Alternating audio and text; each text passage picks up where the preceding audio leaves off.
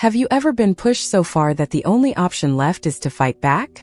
At 36, I thought I was done with drama, but when my new in-laws abandoned my 12-year-old daughter on a remote island, they had no idea the storm they were about to unleash. If you've ever had to choose between keeping the peace and standing up for what's right, then you know this choice is never easy. One day he was there helping with bath time and bedtime stories, and the next day he was gone, leaving only a hastily written note about needing to find himself. Harper would stand by the window for months afterward, watching for his car to pull into the driveway. I worked overtime as a graphic designer to keep us afloat, often sketching logos and layouts long after Harper had fallen asleep. We developed our own little rituals and inside jokes. Every Friday night was pizza and movie night on our worn but comfortable couch. Sunday mornings meant pancakes shaped like whatever Harper was obsessed with that week, from dinosaurs to rocket ships. He was apologetic, charming, and surprisingly good with Harper when they first met. He would bring her small gifts, not expensive ones but thoughtful ones, like a rock shaped like a heart he found during his morning run, or a book about a girl detective that reminded him of her. Jason proposed on a regular Tuesday evening, while helping Harper with her science homework. From the moment I met them at our engagement dinner, I sensed their reservation. Walter had built a successful investment firm from the ground up, and Margaret dedicated her life to maintaining their social status. Jason's sister Amanda was worse. His wife Eileen came from old money and made it clear she thought Jason had married beneath him. From the beginning, I noticed how differently Harper was treated compared to her cousins. When I brought these concerns to Jason, he would sigh and run his hand through his hair, a gesture I came to recognize as his way of avoiding conflict. Or worse, "You're being too sensitive. They don't mean anything by it." I saw how she tried harder and harder to gain their approval, only to be met with the same cool indifference. Jason was kind and loving with Harper, and I believed that eventually his family would see her the way he did. The way I did, as this incredible, thoughtful, creative child who deserved to be cherished. When Walter announced he was taking the entire family on a luxury cruise to celebrate his 60th birthday, I thought perhaps this was our chance. A week together, away from work and school and the usual routines, might help Harper finally be accepted as a true member of the family. "This will be good for all of us," Jason said as we packed our suitcases. "Dad is really making an effort here." I wanted to believe him. I wanted to believe that this cruise would be the turning point in our family dynamic. Harper was ecstatic about the trip, her first real vacation. Her enthusiasm was contagious, and for once, I let myself hope that everything would work out perfectly. Looking back now, I should have known better. And I wanted so badly for Harper to have what I never did. A large family that loved and supported her unconditionally. "Do you think they'll like me better after this trip?" she asked, her voice small but determined. "They would be lucky to know you the way I do," I told her, smoothing her hair. What I didn't say was that my patience with the Walter family was wearing thin, and that this trip would be their last chance to treat my daughter with the respect and kindness she deserved. Rising like a gleaming white mountain from the dock, its 18 decks sparkled with lights and promise. Harper squeezed my hand as we boarded, her eyes wide with wonder at the crystal chandeliers and marble floors of the grand atrium. "Is this really where we're staying for a whole week?" she whispered, and the pure joy in her voice made me determined that nothing would spoil this for her. Our suite, however, was around the corner and down another hallway. The porter stopped at a door quite a distance from our suite. "And here is the room for the young lady," he said cheerfully. I frowned, looking at Jason, who shrugged. It was the smallest and least expensive room category on the ship, tucked away from the rest of the family, as if to emphasize Harper's outsider status. Meanwhile, I had glimpsed Lucas and Lily sharing a spacious balcony suite right next to their parents, as were Thomas and Zoe. "It's okay, Mom," Harper said, trailing her fingers along the narrow bed. At the mandatory safety drill, Walter gathered everyone together, handing out small gift bags. "A little something to start our adventure, right?" he announced with a broad smile. Harper opened her bag to find a plastic disposable camera and a ship map that was freely available at the guest services desk. Jason squeezed my shoulder when he saw my expression darken. "Dad probably just didn't know what she would like," he whispered. "Don't make a scene." Eventually, she stopped trying, pushing her food around her plate while the adults lavished attention on the other children. One night, after a particularly difficult dinner where Margaret had openly criticized Harper's table manners while praising Lily's natural grace, I found my daughter sitting alone on the balcony of our suite, staring out at the dark ocean. I sat beside her, pulling her close. "Then that's their loss, sweetheart." "But why?" she asked, her voice cracking. "What did I do wrong? He chose peace over justice every time. If anyone ever hurts you, I will protect you. I will stand up for you no matter who it is. That's my promise." The next morning at breakfast, Walter made an announcement that had everyone buzzing with excitement. "And I've arranged a special excursion just for the family. A private tour of some caves and hidden beaches that regular tourists never get to see." Harper turned to me, a genuine smile on her face for the first time in days. I nodded, relieved to see her enthusiasm return. This was exactly the kind of inclusive family activity I had been hoping for. Perhaps things were finally turning around. But they're trying. Tomorrow's excursion is for everyone, Harper included. That's progress, right? I wanted to believe him. I wanted to believe that Walter's grand gesture was a step toward accepting Harper as part of the family. "Just promise me one thing," I said to Jason. "Of course," he said, pulling me into a hug. "But you'll see. Everything will be fine."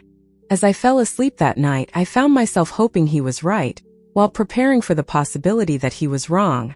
I just had no idea how significant that turn would be. We gathered in the ship's atrium, everyone dressed in swimsuits and light cover-ups, tote bags filled with sunscreen, towels, and water bottles.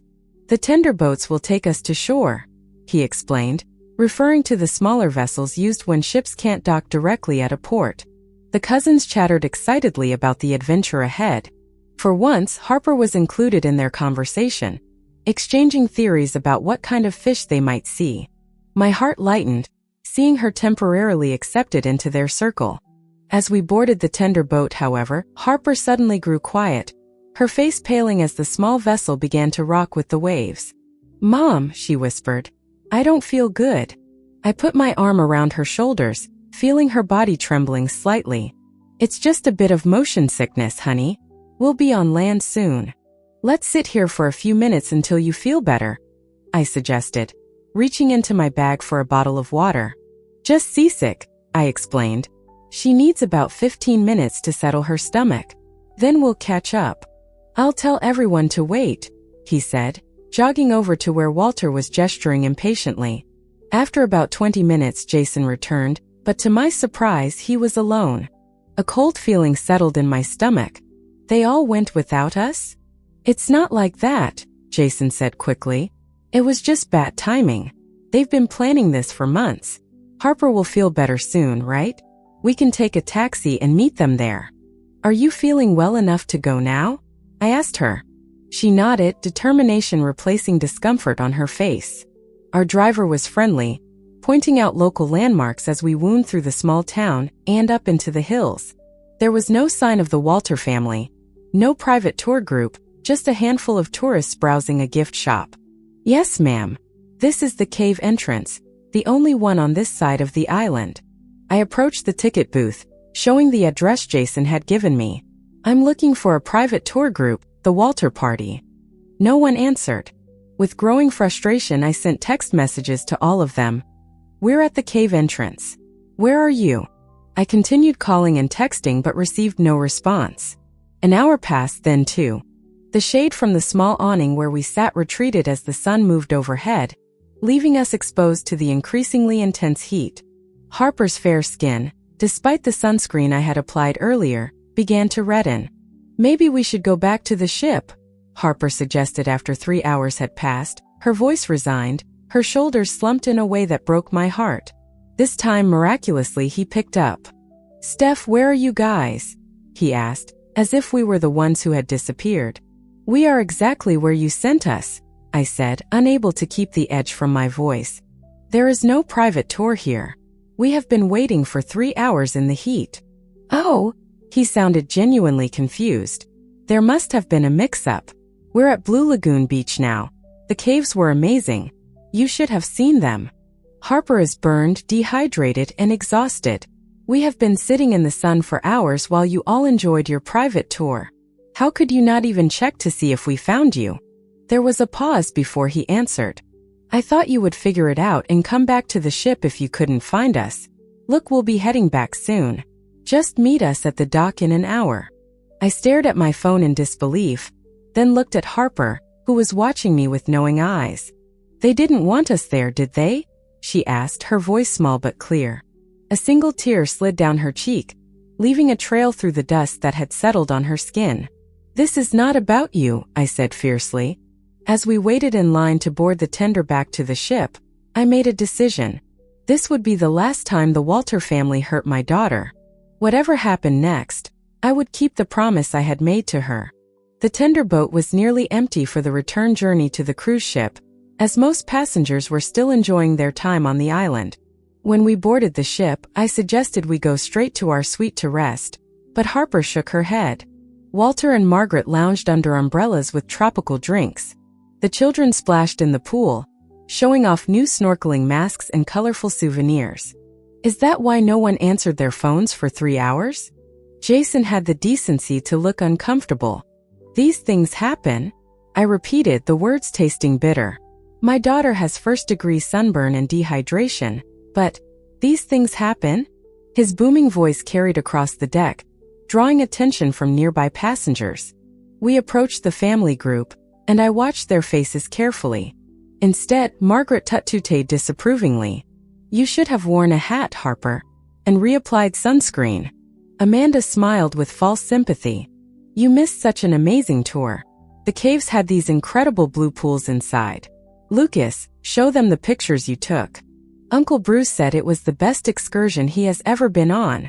Harper stood silently, taking in the souvenirs, the photos, the easy camaraderie that had excluded her. An uncomfortable silence fell over the group. Walter cleared his throat. "There was no lie, young lady. We went exactly where I said we would." "Then why send us to a different place?" I asked. "A spur-of-the-moment private tour for 11 people that just happened to be available the moment you decided you didn't want to wait for Harper? Or you could have enjoyed the public cave and joined us later. We sent Jason to explain the situation, didn't we?" I looked at Jason, waiting for him to defend us, to acknowledge what had really happened. He shifted uncomfortably, then said, "It was just a misunderstanding, Steph. No one meant any harm." In that moment, something broke inside me. Eileen picked that moment to turn to Amanda, saying in a stage whisper, "I told you this would happen. Some people just can't handle themselves in unfamiliar situations." Amanda nodded, failing to hide a smirk. "Well, at least the rest of us had a wonderful time." Harper tugged at my hand, her eyes pleading to leave, but I stood firm. I stared at him, this man I had married, who was once again choosing the comfort of his family over the welfare of my child. "Move past this," I repeated. Like we're supposed to move past every slight, every exclusion, every cruel word directed at Harper?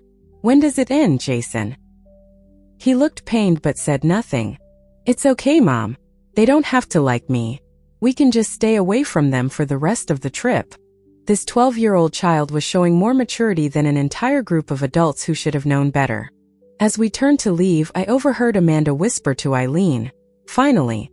Maybe now she understands that the girl needs to know her place in this family." Harper froze, and I knew she had heard them too. She looked up at me, her sunburned face set in a solemn expression far too old for her years. "Yes," I said simply. "I will." As we walked away, Jason called after us, but I didn't turn around.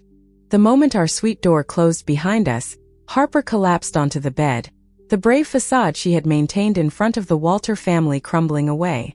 Silent tears streamed down her sunburned cheeks as she curled into herself, making her seem smaller and younger than her 12 years.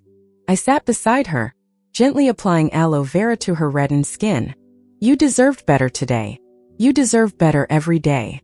"I never did anything to them." "This is not about anything you did or didn't do," I assured her, smoothing her hair away from her forehead. "Some people are just incapable of seeing past their own prejudices and narrow worldview. They decided long ago that only blood relations count as real family." Harper looked up at me, her eyes red-rimmed but suddenly intense. And as I looked at my daughter, Exhausted and hurt by people who should have protected her, my resolve hardened. "First you need to rest," I said, helping her under the cool sheets. "Drink this water and try to sleep.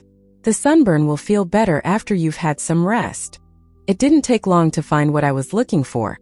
An email confirmation for a private island tour, booked and paid for 3 months ago by Walter. I also photographed Harper as she slept, documenting her sunburn and the slight dehydration evident in her chapped lips. Step 3. Protect our future. I transferred half the money from our joint checking and savings accounts to my personal account that Jason couldn't access. It was money I had earned, and we would need it for the difficult days ahead. Step 4. Ensure accountability. I explained the situation briefly and inquired about a consultation regarding custodial rights and divorce proceedings. His response was almost immediate, offering a meeting the day after we returned home. Her color was better, though the sunburn still stood out starkly against her naturally fair skin. "How are you feeling?" I asked as she picked at a sandwich. I nodded, sitting beside her on the bed. "He's not coming with us," I said simply. There was no point shielding her from the truth. She had seen and understood more than any child should have to. Harper nodded, a mixture of sadness and relief crossing her face. "Are you getting divorced?"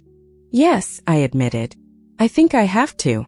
I can't stay married to someone who won't stand up for you, who lets his family treat you this way." She was quiet for a moment, absorbing this. "What about the rest of them? Walter and everybody?" A small, determined smile crossed my face. I explained that I needed to speak with the ship's captain and asked if she wanted to come with me or rest more in the suite. To my surprise, she sat up straighter and said, "I want to come. I want to tell him what happened myself." We made our way to the bridge deck where I had requested a meeting through guest services. The captain, a distinguished man with salt and pepper hair and kind eyes, greeted us in a small conference room adjacent to the operational areas of the ship. He nodded, his expression growing serious as he took in Harper's sunburn. She explained about her seasickness, about being told to meet the family at a location where they never were, about waiting for hours in the sun without water or shelter, and about the family's reaction when we finally found them. Abandoning a minor child in a foreign port goes beyond a family disagreement. It raises significant safety and potentially legal concerns. "With your permission, I would like to speak with your husband and his family," he replied. "As captain, I am responsible for the safety and well-being of all passengers, and I take that responsibility very seriously." "I understand. I will speak with them at dinner tomorrow. Is there anything else you need before you disembark?" "You have my word," he said, shaking my hand firmly. As we turned to leave, he added, "Miss Reynolds, for what it's worth, you are doing the right thing.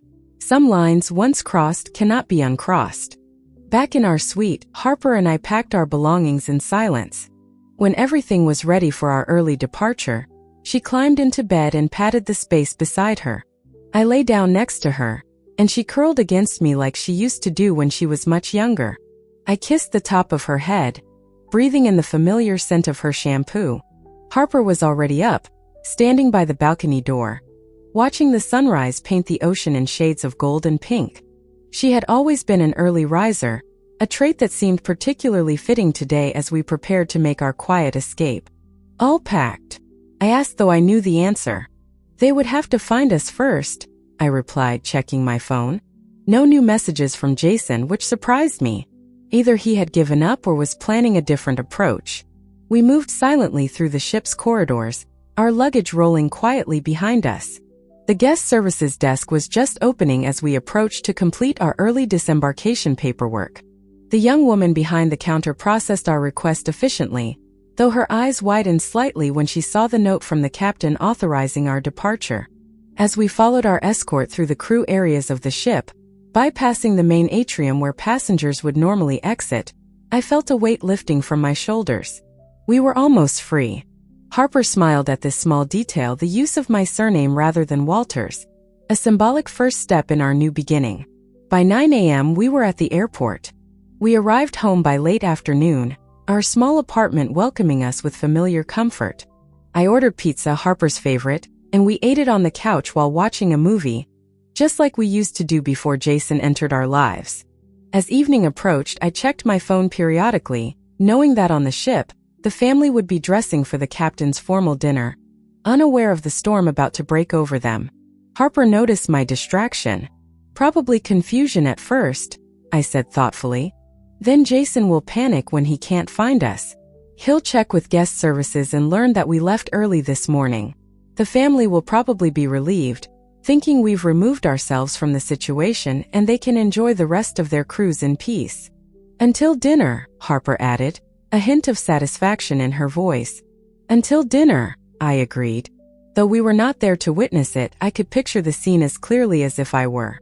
Amanda and Patrick, Bruce and Eileen, all polished and proper.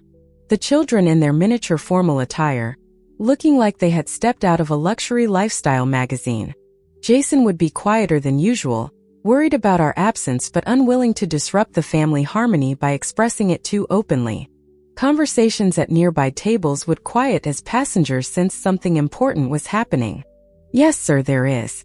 It has been reported and documented that your family deliberately abandoned a minor child, Harper Reynolds, at port yesterday for several hours without supervision, water, or shelter.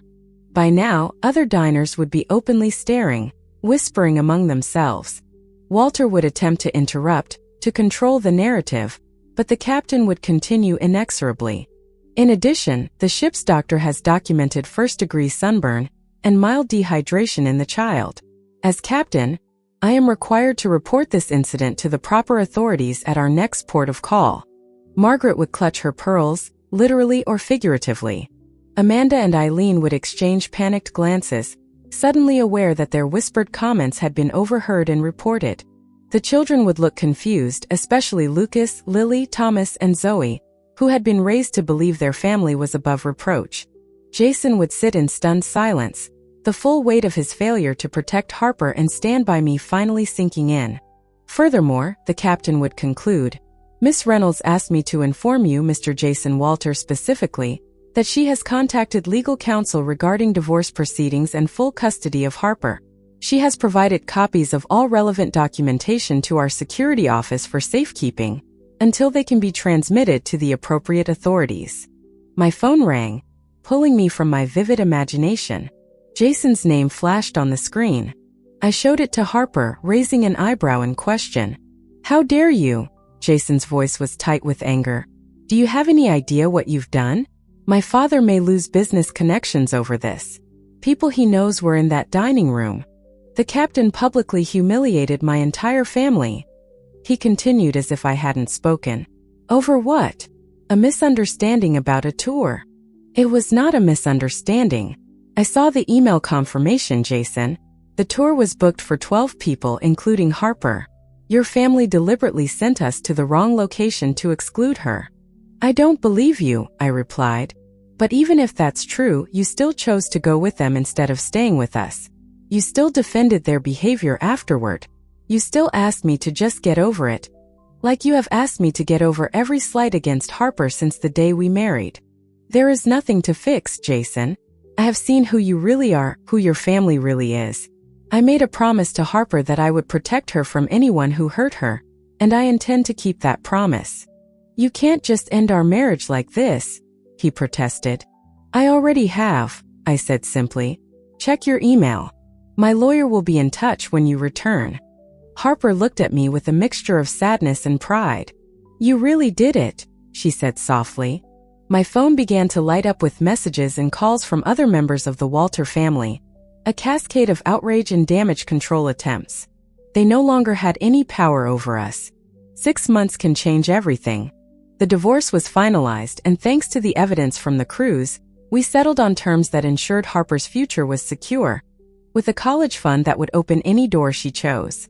I launched my own graphic design business, a dream I had put on hold, and to my surprise, it flourished.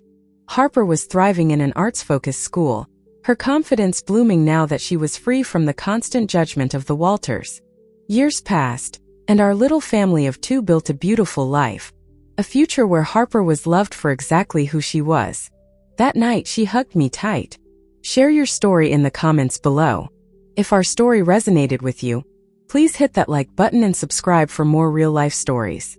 Share this video with someone who might need a reminder that it's okay to walk away and build the family you deserve.